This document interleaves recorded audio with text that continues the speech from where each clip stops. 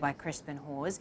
He has the Middle East and North Africa practice at the political risk consultancy Eurasia Group, and you were just quoted there in Lara's report about the turnout, saying anything that less than 60% would put pressure on the supreme leader. How much pressure is the regime coming under right now, though, from economic sanctions? Oh, very significant pressure. I think the 60% figure has to be borne in context, and that's the regime's own figure that suggested that turnout would be that. In fact, turnout in the last two legislative elections have been a little bit below that. So, in a way, they're a victim of their own hubris in that respect. But yes, they're coming under very severe pressure. We've seen a very sharp depreciation in the currency in the last 3-4 months. And anecdotal evidence, very hard to get hard data out of the Islamic Republic right now. Anecdotal evidence shows enormous pressures on inflation and employment. Yeah, so as you say, the real is what it's halved. It's been halving against the dollar, so rapid depreciation there. Inflation is a problem at more than 20%. Unemployment is rising. How are these economic conditions going to impact the election? Will it go off peacefully, or could we see protests, violence, potentially?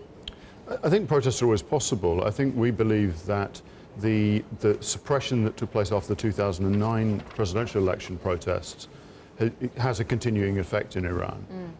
Bear in mind also that Ahmadinejad, although unpopular though he now appears to be with the supreme leader, still genuinely has a strong degree of popular support in certain areas of Iran. So it's not entirely a fiction that he has level of support, but clearly pressure on people's pockets does make people more impatient, and there's always the possibility that irritation at exaggerated turnout will lead to some discontent. Do you think there are perceptions or misperceptions when outsiders look at Iran? Because you raise a key point, which is that we all know that there are institutions in Iran that effectively prevent elections from being completely free and fair, but many analysts say that he does have a genuine degree of popular support within the country. Actually, he's coming under more pressure from the regime itself, from the supreme leader.